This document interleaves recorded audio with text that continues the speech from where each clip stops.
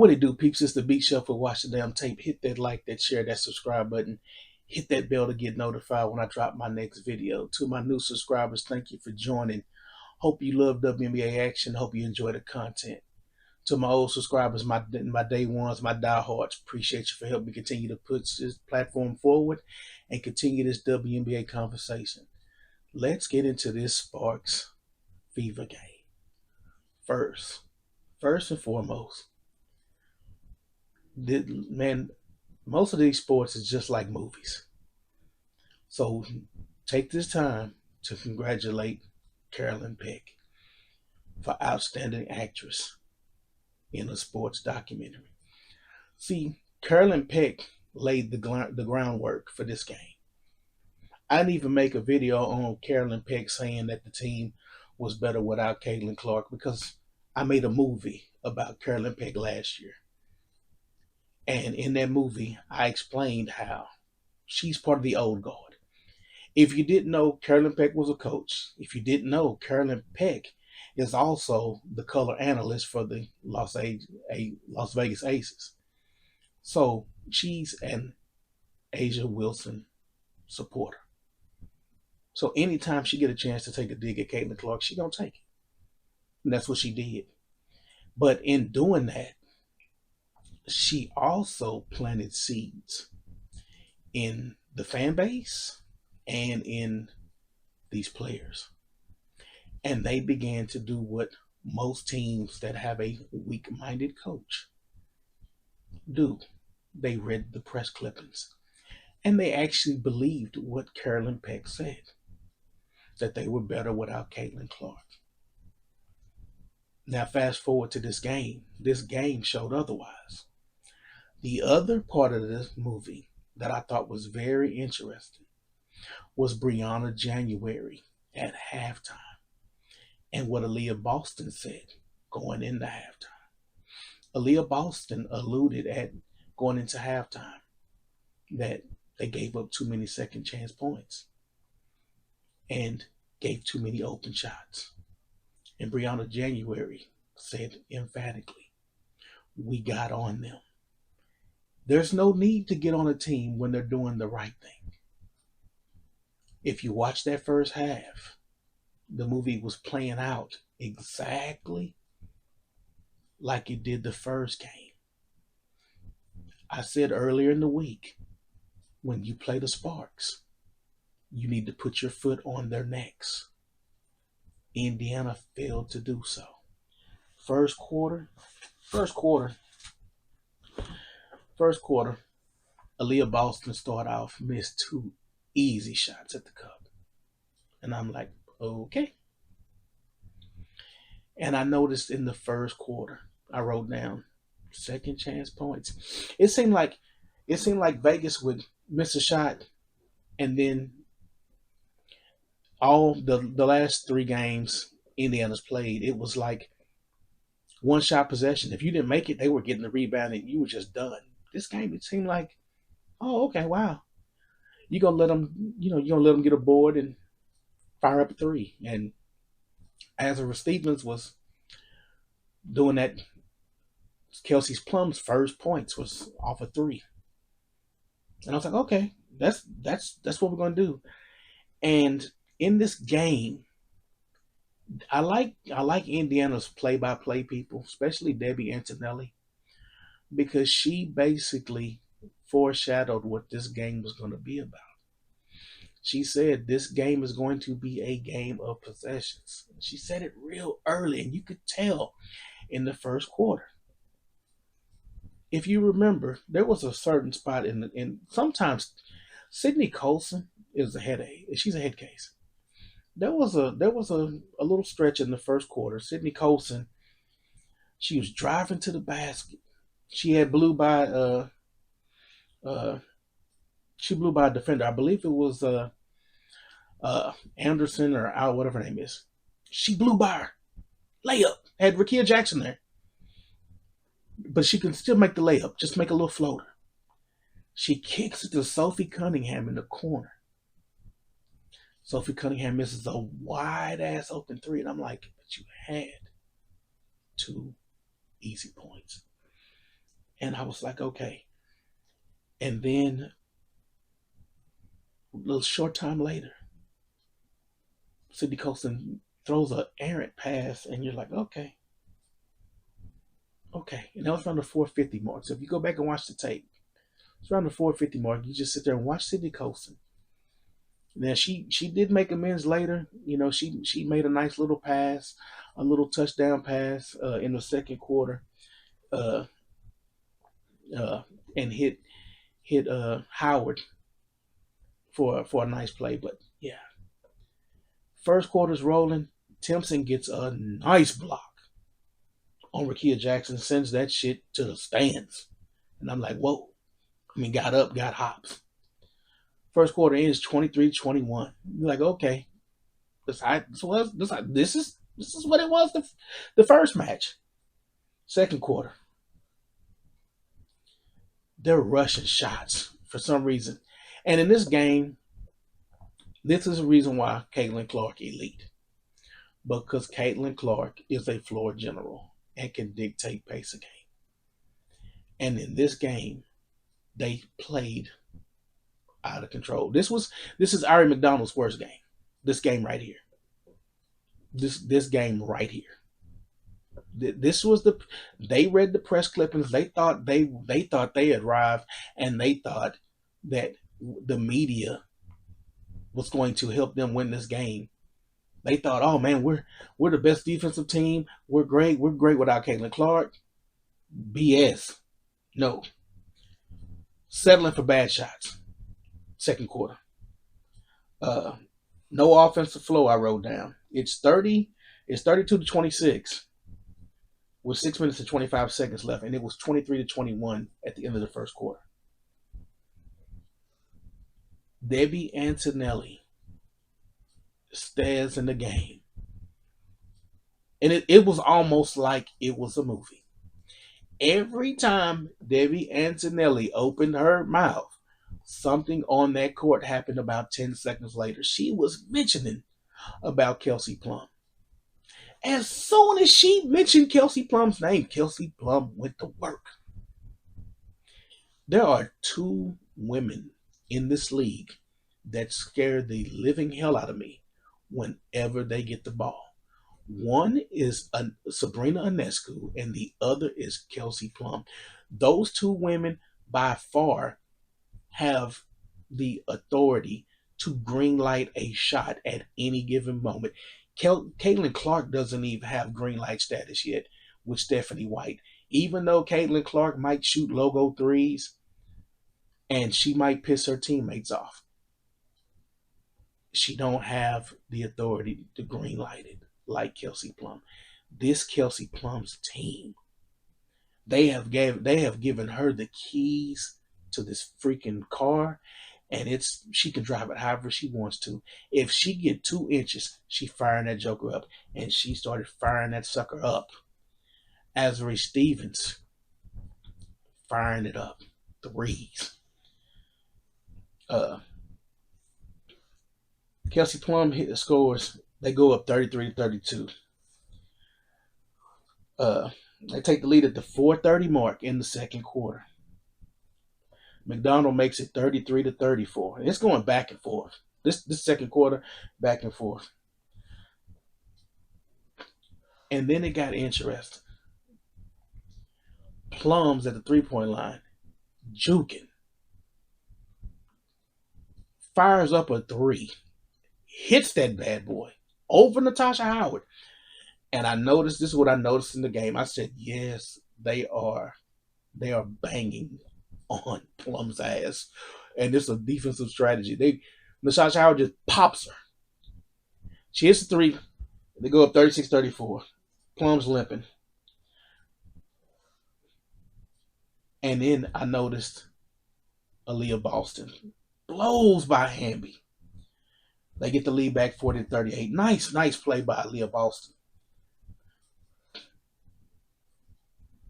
And I'm sitting there like, okay, Aaliyah Boston's going to dominate this game. She comes right back and commits the dumbest foul on De'Erica Hamby.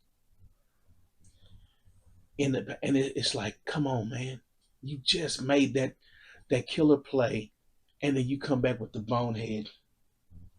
Then she comes back. She's in the paint. She posts up. She kicks it out to Lexi Hull. Lexi Hull hits a three. It's 45-40 with 45 seconds left. Boston has 13 points at the half. It's 45-42 at halftime. And I'm like, okay. You weather that storm. It's that third quarter. It's with this team, it's third quarters. It's always a third. The third is always where the movie takes these damn twists and these damn turns. They go to Boston the first play after half. And remember, Brianna January had just said, we got on them at halftime. And it's all about defense. She's their defensive specialist, their defensive coach. Hamby. Leah Boston makes that first play. Hamby goes right at her and gets Boston's third foul at the 9-minute and 1 second mark. And I'm sitting there like, oh shit, here we go. Because I already know Aaliyah Boston is immature emotionally. Whenever and it was a stupid foul. Every foul Aaliyah Boston had was dumb tonight. Dumb. She gets that foul. They think it's her second. Her second foul. I'm like, no, this is her third foul. This is her third foul. It's like, y'all ain't even keeping track of the fouls, and y'all are the play-by-play people. Then Lexi Hull draws a foul on Rakia Jackson. Charge. They disputed, which was very dumb. And I'm sitting there like, Lexi Hull can move with these players. I mean, she played Rakia Jackson against Rakia Jackson in Unrivaled. One thing Lexi Hull got adapted at is playing people one-on-one, because you were on an island in Unrivaled. I'm like, okay, man, Lexi's not hitting shots, but she's playing defense. But this game was different because they started using Rakia Jackson in the second half, and it started to come back. They're trading shots. Azura Stevens comes down and fires up a three. Howard comes back, fires up a three. It's 54-50 at the 6-minute and 5 second mark. It's getting chippy with the Leah Boston and De'Erica Hamby. I thought they were going to probably come to blows at this point. They're going back and forth. And it got strange in this spot. Colson, she found that this is where she hit that TD pass. This is the highs and lows of Sydney Colson. Half court pass, hits Howard in the paint, touchdown, they scored. Howard commits another dumb foul on Plum on a moving screen, lights her up. Plum goes to the bench. Azura Stevens comes down and hits another three. The leads to 4. It's 62-58. Julie Allman hits another three. It's 62-61 with like 2 minutes and 5 seconds left. LA's on a 9-2 run. De'Erica Hamby gets that fourth foul on Leah Boston on one of the dumbest plays I've ever seen Leah Boston do. And I'm sitting there like, yep, she's fractured. She's gone. She's gone. She toast now. End of the third quarter. Going into the end of the third quarter, Aaliyah Boston let the refs get in her head. Instead of just playing basketball, banging with De'Erica Hamby. You got size, you got height on De'Erica Hamby. You're choosing to complain and bitch and moan with these damn refs. Plum goes on a little mini tear. Hits a layup, hits a three. She ties it up 67-7 with 45 seconds. Michaela Timpson. Once again, they're targeting Kelsey Plum. Bam! Moving screen on Plum. Plum comes right back with 16 seconds, and LA takes the lead 70-67. And that was going to be the end. That's where it was the end of the movie right there. That was the end. Don't even matter what happened in the fourth. The game was lost right there because they could not. LA's rolling now. LA knows exactly what they're going to do. And then the movie still got interesting. Still got interesting. Boston's on the bench to start the fourth quarter, taking a breather. Like I said, 4 fouls. Turnovers both ways to start. I mean, sloppy. Howard. Howard would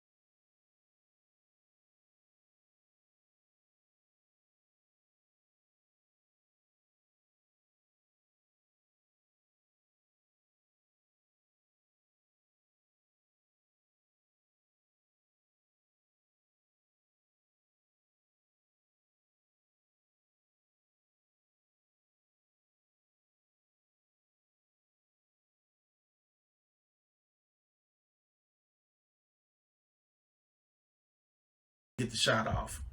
Lets her get the shot off. She makes the shot.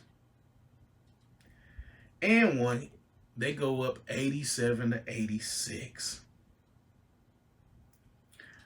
Kelsey Mitchell comes down, misses an easy layup. Off balance though. LA gets the ball, goes right to Rakia. Because this is what they were like, okay, they made a point. This game, we're gonna go to Rakia. Rakia posts, Lexi holds ass up, makes an easy basket. It's 88-87. They're on a 9-3 run. It's 57 seconds left. Boston comes down. She drives to the lane, misses the shot. Azura Stevens gets the ball. They call timeout. It's 41 seconds left. 41 seconds left. They inbound the ball. Julie Allman gets pressured by Kelsey Mitchell. Throws a bad pass to Kelsey Plum. It's picked off by Aaron McDonald. And you thinking, okay, it's 24 seconds left. They can draw up some play and it'd be solid. Hell no. They get the ball in. Aaliyah Boston gets the ball. She one-on-one. Mind you, they're in the bonus. They're only down by 2. Aaliyah Boston kicks it out to Ari McDonald, and she's in the paint on the backup center, Miss Mercedes. And she don't even take her to the hole and try to draw contact and get to the free throw line. Take that back. They were only down by 1 at this point. Ari McDonald misses. Hall gets the rebound, misses a floater, trying to draw contact. They're not going to call that with Rakia Jackson with her hand straight up. You didn't go into her. You didn't force action. Nothing. She misses. Azura Stevens gets the ball, gets fouled. Azura Stevens goes back down, hits the first free throw, misses the second one. Boston gets the rebound. They call a timeout. They move the ball forward. They do the inbounds play. And Aaliyah Boston shoots the weakest jumper from the top of the key and misses, and they go out with an 89-87 loss. And I'm sitting there like, oh shit, here we go again. The reason why they lost this game, folks, was they did everything they did in the first match against. This is the exact same damn game. Failure to execute. They executed to perfection against the Aces. Against the Aces, they gave up 20 points in the paint. This game, they gave up over 40. 42 points. They scored 46. They should have scored 60. 60. They didn't move the ball this game. No ball movement. Turnovers.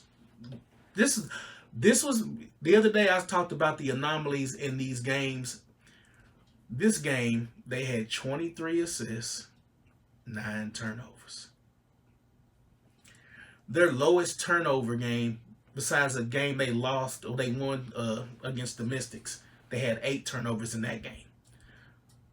The last Aces game, they had 13 and 13. 13 turnovers, 13 assists.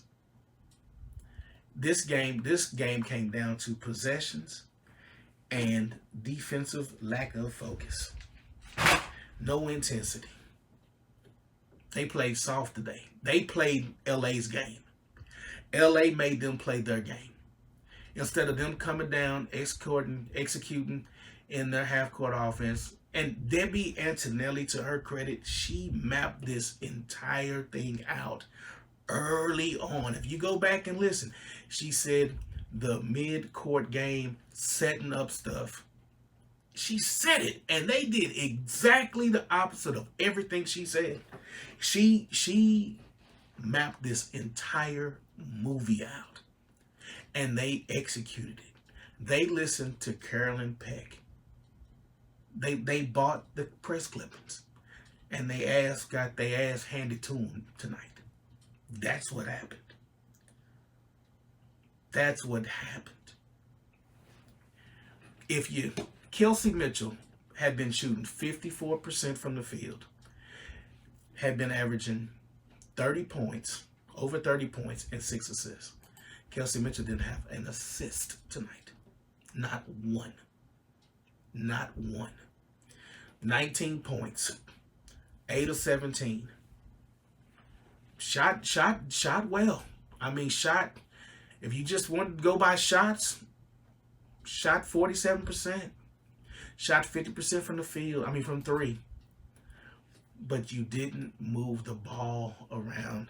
It was almost like Kelsey Mitchell went back and flipped that selfish mode switch.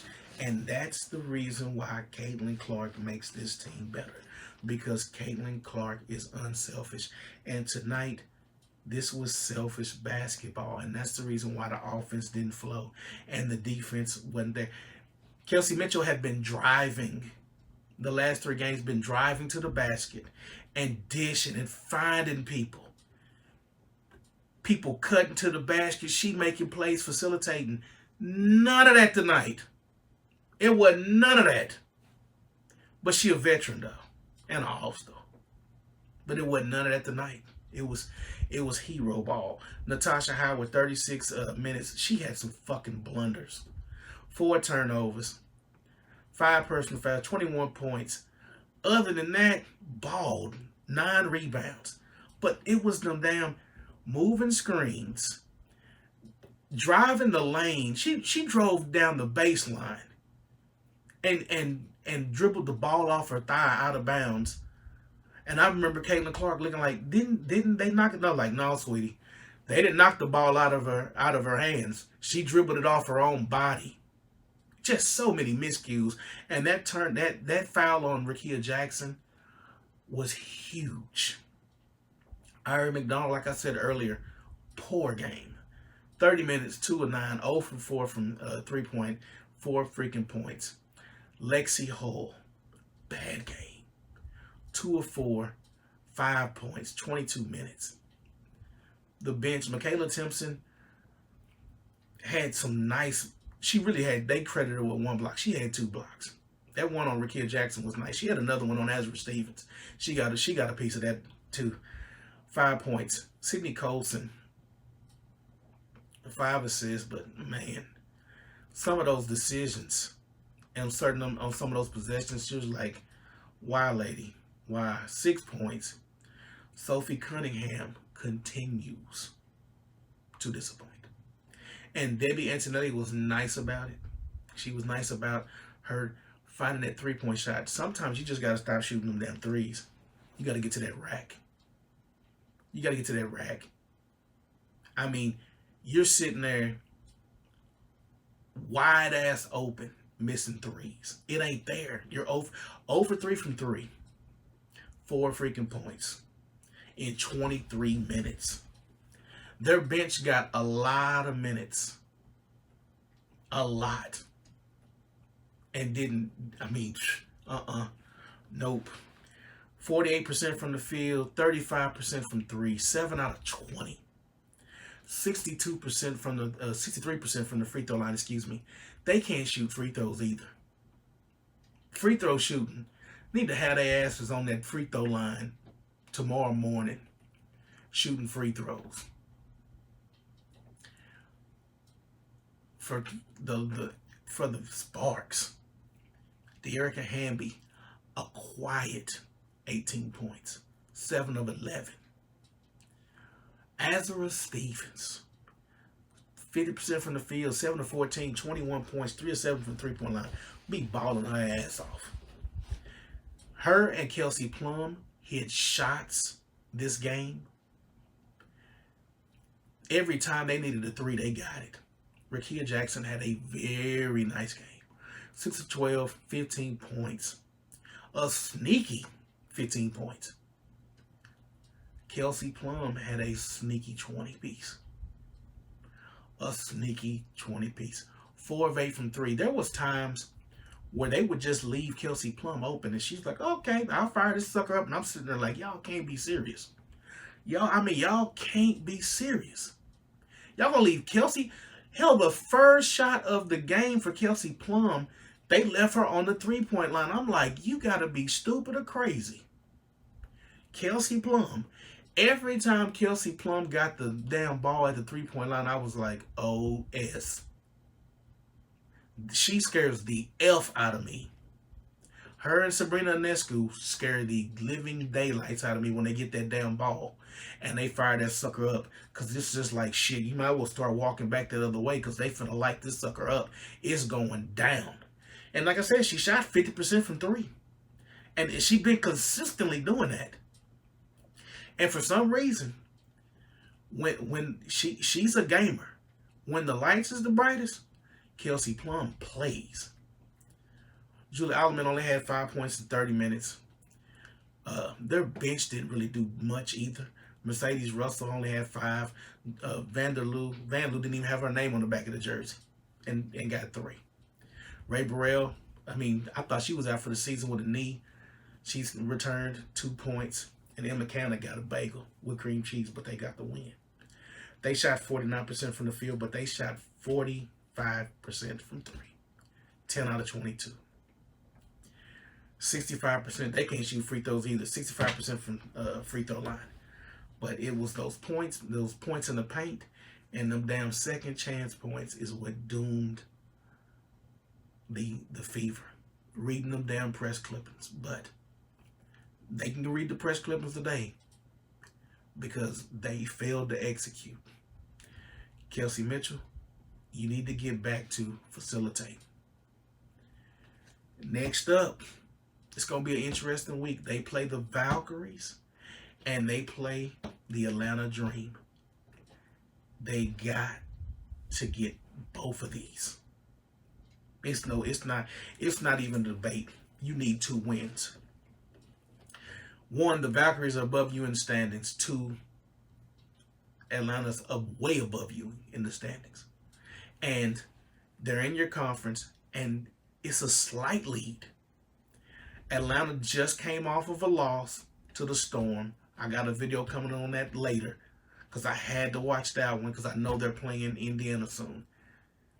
And they play the Valkyries earlier in the week before Indiana does. So it's imperative that they play well this week. They have to. It's no ifs, ands, or buts. They gotta play. They gotta get these games this week. They have effed off. This game right here, you had to get the cream puff game.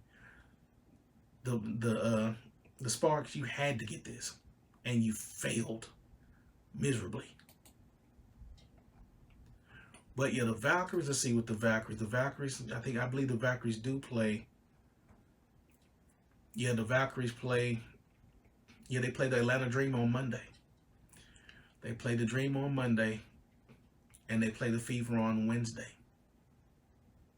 So yeah, Wednesday and Friday, Fever got a tough week. The Valkyries are no slouch. Don't take them lightly. They'll run your ass out the gym. We already lost once. On the same as this Vegas game. Let them come from behind and get you in the end. But let me know what you thought about this game. This was a freaking movie. Carolyn freaking Peck, country bumpkin in the flesh, set this team up, and they fell for the okie doke. But let me know your thoughts. Leave your comments below. Like, share, and subscribe. Until next time, folks. Peace.